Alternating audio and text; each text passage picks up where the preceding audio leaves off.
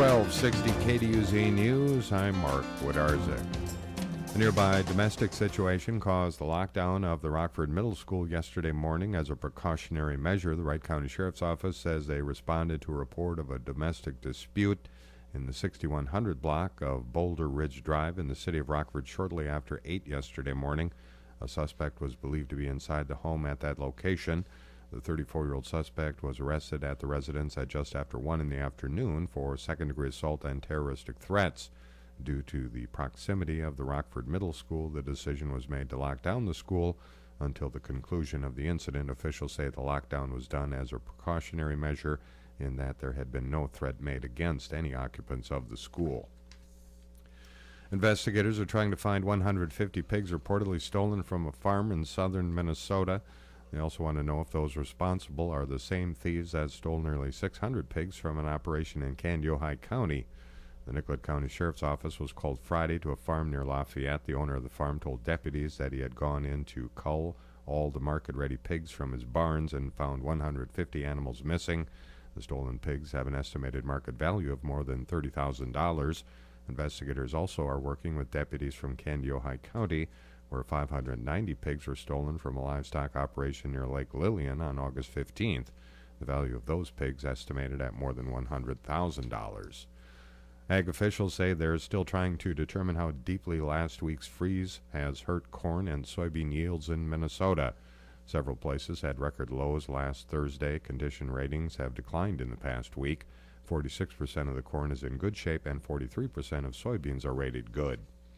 New figures show Minnesota parents are not doing enough to properly secure their children in car seats or aren't using booster seats when they should. The State Office of Traffic Safety says half of the more than 4,000 children killed or hurt in car crashes in Minnesota in the last 5 years were improperly restrained. The office's child passenger safety coordinator, Heather Darby, says parents need to take time to properly secure their children and to make sure they are in the correct restraint for their size and age. This is Child Passenger Safety Week. Minnesota law requires booster seats. I'm Abby Popp. Motorists on Highway 22 between Gaylord and Highway 212 should plan on delays from now through late October as crews are resurfacing 14 miles of highway. MnDOT officials say motorists can expect 10-minute delays as traffic will be controlled with flaggers and a pilot car from sunrise to sunset. MnDOT advises extreme caution for motorists traveling through the work zone and to watch for equipment and workers. Work on the nearly $3.4 million project began yesterday. This is the first fall in many years that St. Cloud State University will not be hosting a homecoming weekend. The tradition for some included getting up early and heading to the bars for a full day of drinking known as kegs and eggs. SCSU President Earl Potter says it was a reputation that he was not very proud of. And I have to be honest that the homecoming brand for St. Cloud State was not a positive brand. And anybody with a degree from St. Cloud State was not well served by the reputation of homecoming.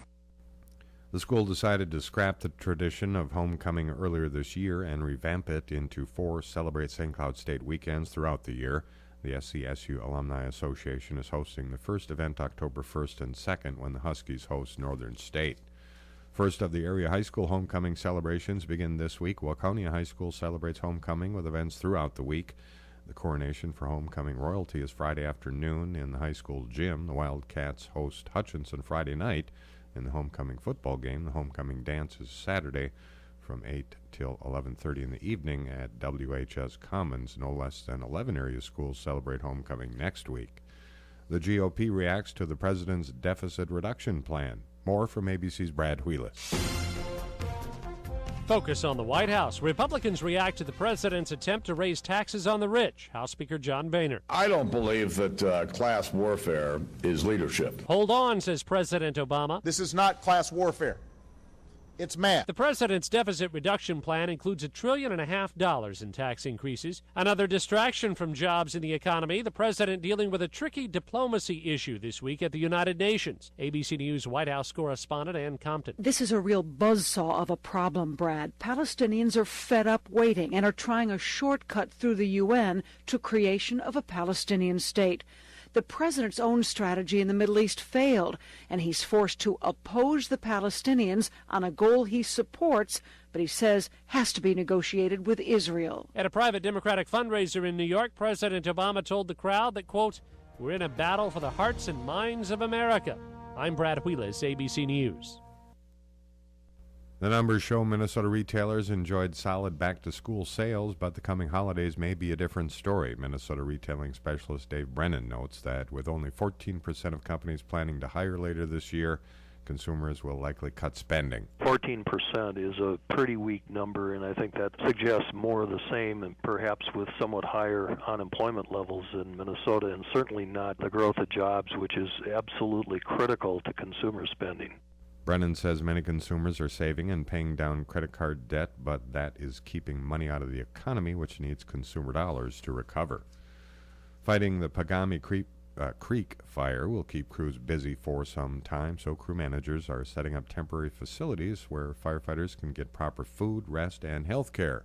Spokesman Doug Anderson says one camp is being set up at Isabella near the south end of the big fire. They'll have a caterer set up down there, and these are caterers that are used to working on fires, so they set up just about anywhere, have their own generators and all that stuff. We'll have a shower unit in there. It'll just be a self-contained little city down there. Anderson says respiratory problems, if untreated, can spread quickly among fire crews, so the special fire camps will offer help for that and other health concerns also.